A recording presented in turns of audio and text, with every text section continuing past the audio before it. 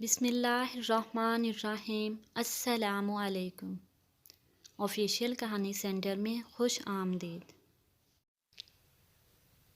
رات 1 بجے کا وقت تھا۔ میں ننگے پاؤں سڑک پر اس طرح دوڑ رہی تھی جیسے مجرم پولیس سے بھاگ کر کسی محفوظ جگہ کی تلاش میں مارا مارا پھر رہا ہو۔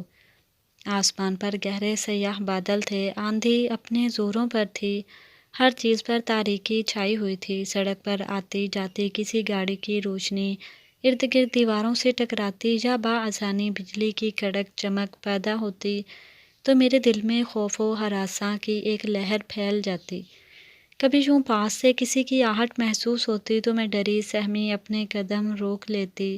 میرا ہر قدم بوجھل محسوس ہو رہا تھا۔ تھوڑی دور چل کر مجھے اپنی منزل نزدیک آتی محسوس ہوئی، لیکن میں خوش پھر بھی نہیں تھی۔ لوگ منزل پر پہنچتے ہیں تو سب کچھ پا لیتے ہیں، لیکن میری منزل پر میرا خسارہ تھا۔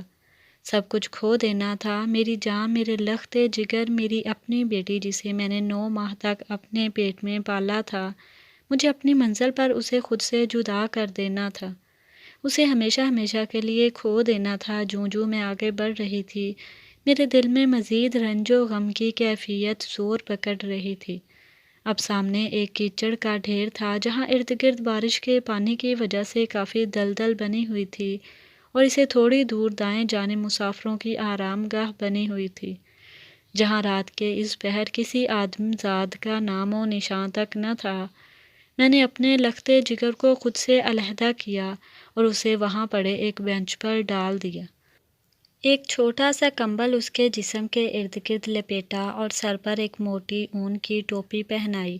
اس کی چھوٹی چھوٹی آنکھیں مسلسل مجھے گھورے جا رہی تھیں، جیسے کہ اسے پتہ ہو کہ اس کے ساتھ کیا ہونے جا رہا ہے۔ لیکن وہ ننھی اولاد کی نرم و نازک کلی مسکرا رہی تھی، اور میری آنکھیں غم کے مارے نم ہو چکی تھیں۔ اچانک دور سے آتی گاڑی کی لائٹیں میری آنکھوں میں پڑیں۔ مجھے ایسے لگا جیسے وہ گاڑی میری طرف ہی آ رہی ہے۔ میں نے بچی کو ایک نظر دیکھا اور جلدی سے پاس کھڑے ایک ٹرک کے پیچھے بھاگ گئی اور چھپ کر دیکھنے لگی۔ گاڑی سیدھا اس بینچ کے پاس آ کر رکی جہاں ابھی کچھ دیر پہلے میں اپنی بچی کو رکھ کر آئی تھی۔ بچی کی رونے کی آوازیں مجھے جہاں تک آ رہی تھیں۔ اچانک اس گاڑی میں سے ایک آدمی نکلا جس کے ساتھ ایک 20-22 سال کی لڑکی بھی تھی۔ لڑکی نے جلدی سے آگے بڑھ کر روتی ہوئی بچی کو اٹھا لیا اور اسے اپنے سینے سے لگا لیا جیسے وہ اس سے چپ کروانے کی کوشش کر رہی تھی۔ وہ دونوں آپس میں کچھ باتیں کر رہے تھے۔ دور ہونے کی وجہ سے ان کی باتیں مجھے ٹھیک سے سنائی نہیں دے رہی تھیں۔ کافی دیر ادھر ادھر دیکھنے کے بعد جب انہیں کوئی نظر نہ آیا تو وہ بچی کو اٹھا کر اپنے ساتھ لے جانے لگے۔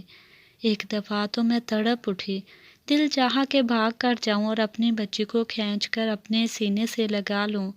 آج مجھے ایک سخت دل ماں کا کردار ادا کرنا تھا، کیونکہ مظلوم ہونے کے ساتھ ساتھ عورت کو بے رحم و شفاق کا لقب بھی دیا جاتا ہے۔ یہ ایسی عورتوں کو کہا جاتا ہے جو اپنی خوشی کے لیے اپنی اولاد کا گلا اپنے ہاتھوں سے ہی گھونٹ دیتے ہیں۔ میں بھی ایک ایسی عورت بننے جا رہی تھی۔ مجھے بے رحم شفاق بنایا گیا تھا۔ اس لمحے خود غرض ہو گئی تھی، لیکن مجھے خود غرضی کسی نے سکھائی تھی۔ ہاں، اسی معاشرے نے جہاں کسی بھی عورت کی بے بسی کی مفاد پرستی سے منسوب کیا جاتا ہے، یہ سب مجھے اسی معاشرے نے سکھایا تھا جہاں عورت پر ذلت کا کیچڑ اچھالنا بہت آسان ہو جاتا ہے، جہاں عورت کو کسی بھی گناہ کو راز رکھنے کی بجائے سرے عام اچھالا جاتا ہے۔ ایک غلطی، ایک گناہ، جہاں ایک گناہ مجھ سے بھی ہوا تھا۔ مجھے یاد ہے وہ دن جب میں اپنے کالج سے نکلی تھی اور بس سٹاپ پر ہمارے گاڑی پہلے سے ہی جا چکی تھی۔ بس کے جانے کے بعد پہلی بار مجھے بہت ڈر محسوس ہوا۔ اس وقت میرے ساتھ میری ایک دوست بھی تھی، لیکن اس کے گھر سے کوئی اسے لینے آ گیا تھا اور وہ ان کے ساتھ چلی گئی۔ پھر میں وہاں اکیلی رہ گئی تھی۔ کچھ ہی دیر بعد ایک کار میرے قریب آ کر رکی تھی اور اگلے دروازے سے باہر نکل کر کسی نے مجھے پکارا تھا، کہاں جانا ہے آپ نے؟ چلو میں ڈراپ کر دیتا ہوں۔ جہاں اس ٹائم گاڑی بہت مشکل سے ملتی ہے، میں نے کوئی جواب نہ دیا تو تھوڑی دیر بعد پھر اس نے مجھے پکارا، چلو یہاں سے ورنہ مجھے دیر ہو رہی ہے، اور پھر اس کے کہنے پر میں چپ چاپ پیچھے والی سیٹ پر بیٹھ گئی۔ وہ گاڑی چلا رہا تھا لیکن اس کی نظریں مختلف زاویوں سے گھوم کر میرے بدن سے ٹکراتی، جیسے کوئی ڈاکٹر معائنہ کرنے کے دوران مختلف زاویے بدلتا ہے۔ مجھے وحشت سی ہونے لگی تھی، اسی لیے میں نے اپنا دوپٹہ گلے سے نکال کر سر پر اوڑھ لیا۔ کیا نام ہے تمہارا؟ اس نے پیچھے نظریں گھما کر پوچھا۔ جی میرا نام عائشہ ہے۔ عائشہ گل، اتنے ڈرتے ہوئے کیوں بول رہی ہو؟ کہا نہیں جاؤں گا میں تمہیں۔ ڈری ہوئی نہیں ہوں میں، بس ذرا جھجک محسوس ہو رہی ہے۔ دراصل میں پہلی بار کسی اجنبی کے ساتھ سفر کر رہی ہوں، اس لیے میں نے وضاحت کی تھی۔ اوکے، تو پھر اس اجنبی کا نام وقار علی ہے اور یہ ناظم آباد میں رہتا ہے، اس نے اپنی گاڑی کی شیشہ ٹھیک کرتے ہوئے بتایا۔ ناظم آباد میں بھی تو وہیں رہتی ہوں، پھر کبھی آپ کو دیکھا نہیں۔ تب وہ بے ساختہ ہنس دیا۔ ارے اتنا بڑا ناظم آباد کا ایریا ہے، آپ کیسے دیکھ سکتی تھی؟ ویسے میں تو بس ایک ہفتہ پہلے یہاں آیا ہوں، پاپا کا بزنس تھا تو انہوں نے بلا لیا سنبھالنے کے لیے۔ وہ شگفتگی سے بولا۔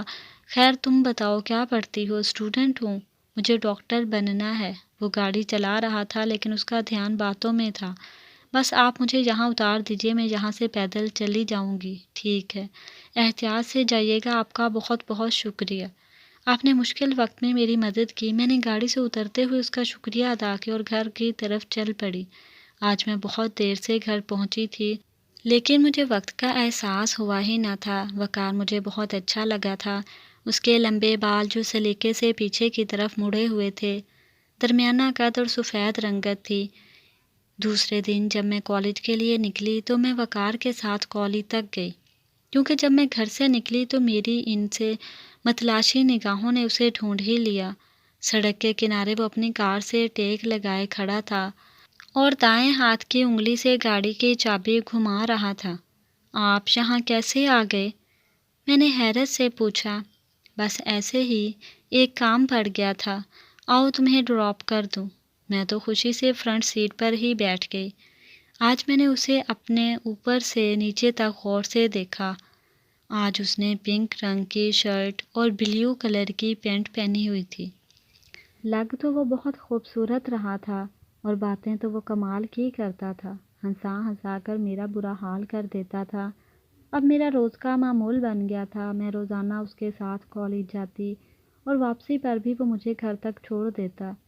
کبھی کبھار تو تمہیں اس کے ساتھ سارا دن گھومتی رہتی۔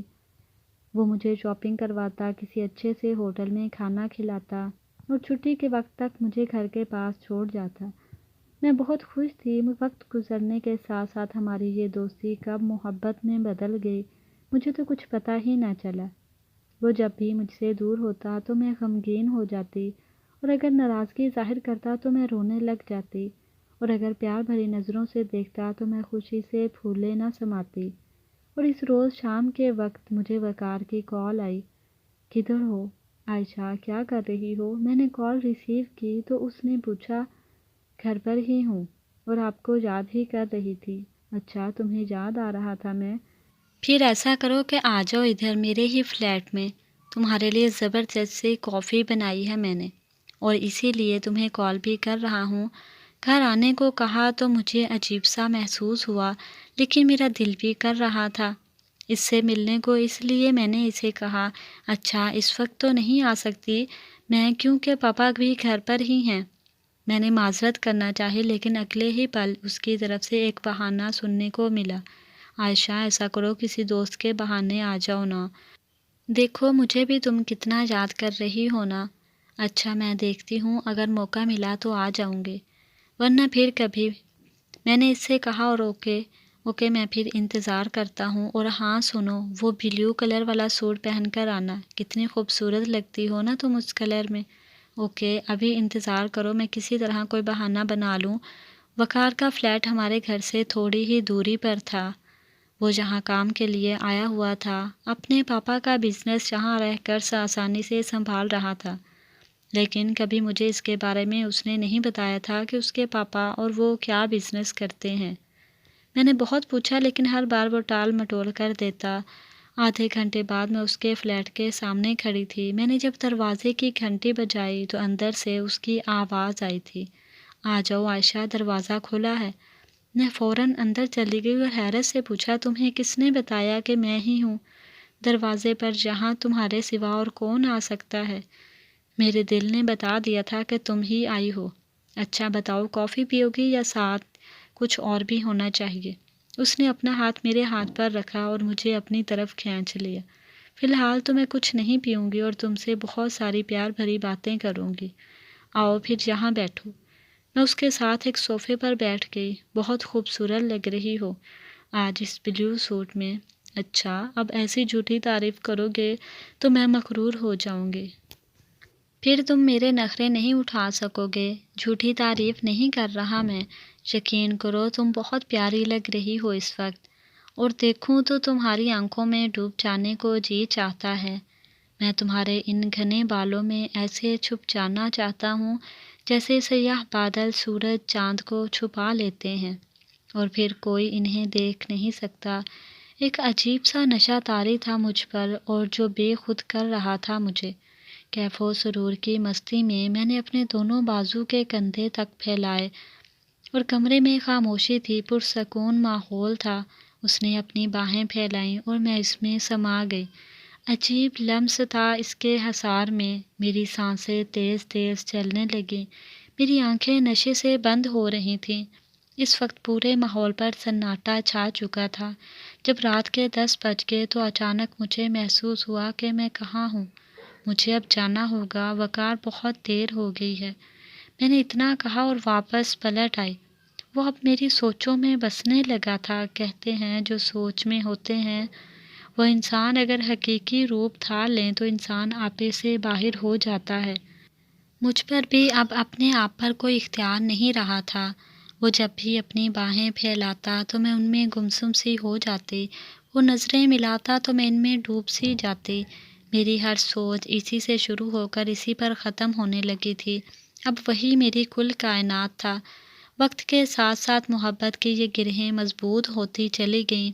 دن گزرنے لگے، پھر ہفتے اور اب مہینے گزر رہے تھے۔ پھر ایک دن مجھ پر عجیب انکشاف ہوا۔ شام کا وقت تھا، ایک پارک میں گھوم رہے تھے۔ اچانک میرا سر چکرا گیا اور میں گر گئی۔ چاروں طرف لوگ چہل قدم کر رہے تھے۔ کیا ہوا عائشہ، تم ٹھیک تو ہو؟ اس نے مجھے اٹھایا اور پوچھا۔ کچھ نہیں، بس میں ٹھیک ہوں۔ میں نے اپنی سانسیں بحال کرنے کی کوشش کی تھی لیکن مجھے فوراً ہی قے ہونے لگی اور میں کچھ ہی دیر میں بے ہوش پڑی تھی۔ جب میری آنکھیں کھلی تو میں بیڈ پر لیٹی تھی اور وقار میرے سراہنے کی طرف بیٹھا میرے بالوں سے کھیل رہا تھا۔ یہ ایک ہسپتال کا کمرہ تھا۔ اب طبیعت کیسی ہے؟ اس نے پوچھا۔ ٹھیک ہوں، بس مجھے کیا ہوا تھا؟ اچانک میں بے ہوش کیسے ہوئی؟ میں نے حیرت سے سوال کیا تھا۔ کچھ نہیں ہوا، بس گر گئی تھی تم۔ پھر کیا ہوئی تمہیں اور تم بے ہوش ہو گئی؟ تھوڑی دیر کے لیے کمرے میں خاموشی چھا گئی اور پھر وقار نے میرے کانوں میں سرگوشی کی۔ عائشہ جی وقار، میں نے آہستگی سے جواب دیا۔ ڈاکٹر کہہ رہی تھی کہ تم ماں بننے والی ہو۔ اس نے اتنا کہا اور میں نے اپنا منہ دوسری طرف پھیر لیا۔ مجھے حیرت کا ایک شدید جھٹکا سا لگا۔ زمین جیسے پاؤں تلے سے نکل چکی تھی، آسمان کا سایہ سر پر سے اٹھ چکا تھا۔ میں پھر بھی خاموش تھی۔ میں نے ایک فیصلہ کیا، بچے کو جنم دینے کا فیصلہ۔ اب کیا ہوگا وقار؟ میں نے گھبرائے ہوئے لہجے میں کہا۔ تم اسے ضائع کروا سکتی ہو۔ گھبراتی کیوں ہو؟ وقار نے مجھے تسلی دیتے ہوئے میرا ہاتھ اپنے ہاتھوں میں لیتے ہوئے کہا۔ نہیں، یہ ہمارے پیار کی نشانی ہے، میں ایسا ہرگز نہیں کروں گی۔ تم بس مجھ سے شادی کر لو۔ اچھا، تم جیسا کہتی ہو ویسا ہی ہوگا۔ وقار میری تیز آواز سن کر گھبراتے ہوئے بولا۔ وقار نے تو مجھ سے کہا تھا کہ ہم دونوں شادی کر لیں گے اور 1 سال تک ہم اپنے بچے کو کسی کی ذمہ داری میں دے کر پرورش کروائیں گے اور پھر خود ہی اڈاپٹ کر لیں گے، لیکن وقت آنے پر کیا کیا بدل جاتا ہے یہ کوئی نہیں جان سکتا۔ میری زندگی کا رخ ایک دفعہ پھر بدل گیا۔ وہ دن میری زندگی کا سیاہ ترین دن تھا۔ میں وقار کی محبت میں سب کچھ بھول چکی تھی، حتیٰ کہ ان ماں باپ کی عزت کا بھی بھرم نہ رکھا جنہوں نے میری پرورش میں محبتوں کے بے دریغ خزانے لوٹائے تھے۔ میں وہ جنت فراموش کر کے وقار کے پاس آ گئی، یہ سوچے بغیر کہ میرے گھر چھوڑ جانے سے میرے ماں باپ پر کیا گزرے گی۔ میں نے وقار کے کہنے پر اپنا گھر، اپنے والدین، اپنے بہن بھائی سب چھوڑ چھاڑ کر ہمیشہ ہمیشہ کے لیے اس کے پاس آ گئی۔ وقار نے مجھے کہا تھا کہ اب ہم شادی کر لیں گے اور اپنی زندگی ایک نئے سرے سے گزاریں گے۔ اب میں وقار کے ساتھ اس کے فلیٹ میں رہ رہی تھی۔ میں وقار کو روزانہ کہتی کہ اب ہمیں نکاح کر لینا چاہیے، مگر وہ مجھے ہر بار یہی کہتا کہ میں نے قسم کھائی ہوئی ہے، جب تک میں اپنی ذاتی فیکٹری نہیں لگا لیتا تب تک میں نکاح نہیں کروں گا، اور مجھے فیکٹری لگانے میں 8 ماہ کا عرصہ لگے گا۔ میں اتنا کچھ ہونے کے بعد بھی سمجھ نہ سکی اور اس کی باتوں کو سچ سمجھ کر خوش ہو جاتی۔ وہ مجھے روزانہ کہیں نہ کہیں گھمانے لے جاتا۔ میں جس چیز کی بھی فرمائش کرتی وہ اسی وقت میری ہر فرمائش کو پورا کر دیتا۔ پتہ ہی نہ چلا اور 9 ماہ کا عرصہ ایسے ہی گزر گیا۔ ایک دن اچانک میری طبیعت خراب ہوئی، شاید بچے کی ڈلیوری کا وقت آ گیا تھا۔ وقار مجھے گاڑی میں بٹھا کر جلدی سے ہسپتال لے گئے۔ لیڈی ڈاکٹر جلدی سے مجھے آپریشن تھیٹر میں لے گئیں۔ جب مجھے ہوش آیا تو میں ہسپتال کے ایک کمرے میں پڑی ہوئی تھی۔ میرے دائیں بازو پر ڈرپ لگی ہوئی تھی اور بائیں بازو پر میری لخت جگر لیٹی تھی۔ میری پری جیسی بیٹی اپنی چھوٹی چھوٹی آنکھوں سے مجھے دیکھ رہی تھی، اور سامنے دروازے کی اوٹ میں کھڑی 2 نرسیں بھی مجھے اور کبھی بچی کو دیکھ رہی تھیں۔ مبارک ہو، بہت پیاری بیٹی ہے آپ کی، انہوں نے خوشی سے مبارکباد دی۔ تھینک یو، میں نے بچی کا ماتھا چومتے ہوئے اس کا شکریہ ادا کیا۔ اللہ اس کے مقدر بھی اچھے کرے، دوسری نے دعائیہ کلمات کہے۔ تبھی وقار میرے نزدیک آیا۔ مجھے بیٹی کی مبارکباد دیتے ہوئے اس نے کہا، آج اس فیکٹری کا کام مکمل ہو گیا ہے، آج اسے اللہ تعالیٰ نے 2 خوشیاں دی ہیں، اور اب وہ اپنے بابا کے پاس جا رہا ہے انہیں منانے کے لیے تاکہ ہم نکاح کر سکیں۔ عصر کا وقت ہو رہا تھا، میں انتظار کرنے لگی اور پھر یہ انتظار بڑھتا گیا۔ ایک رات بیت گئی، پھر 2 دن اور پھر 10 دن بھی گزر گئے، لیکن وہ نہ آیا۔ شاید اس کو اب آنا ہی نہیں تھا۔ مجھے ایک نرس نے بتایا کہ اس نے دیکھا کہ جب وقار جا رہا تھا تو وہ ایک ٹیکسی میں تھا جس پر 2 بریف کیس بھی لدے ہوئے تھے۔ اس نے کہا تھا کہ وہ پہلے ہی یہ بات مجھے بتا دیتی، لیکن میری خراب حالت کی وجہ سے وہ چپ رہی۔ میرے ذمہ واجب الادا بل بھی اس نے مجھ پر ترس کھا کر ادا کر دیے تھے۔ وقار کہاں چلا گیا تھا یہ تو میں نہیں جانتی تھی، لیکن آج 11 دن بعد میں وہاں سے نکل آئی۔ میں سیدھا وقار کے فلیٹ پر گئی، مگر وہاں تالا لگا ہوا تھا۔ آس پاس والوں سے معلوم کرنے پر پتہ چلا کہ وقار نے یہ فلیٹ کرائے پر لیا ہوا تھا، اور کچھ دن پہلے ہی وہ یہ فلیٹ چھوڑ کر ہمیشہ ہمیشہ کے لیے کسی دوسرے شہر چلا گیا ہے۔ رات کے اندھیرے میں، بادلوں کی گرج چمک اور تیز طوفانی موسم میں، میں وہاں سے انجان راہوں کی مسافر بن کر نکل پڑی۔ اکثر اوقات بہت مجبوری میں لوگ بے حسی کا لبادہ اوڑھ لیتے ہیں، لیکن در حقیقت وہ بے حس اس وقت ہوتے ہیں جب راہ فرار اختیار کرتے ہوئے گناہ پر گناہ کرتے جاتے ہیں۔ اور اب میں نے بھی اپنے گناہ سے بچنے کے لیے راہ فرار اختیار کی تھی۔ آج اس واقعہ کو 15 برس گزر چکے ہیں۔ میں اپنے دل کا قرار تو اسی بینچ پر چھوڑ آئی تھی، اپنی معصوم گڑیا کے پاس دل کی بے قراری کا قرار جب کہیں سے نہ ملے تو میں نے ایک یتیم خانے میں پناہ حاصل کر لی۔ 15 برس سے میں اس یتیم خانے میں بلا معاوضہ اپنی خدمات انجام دے رہی ہوں۔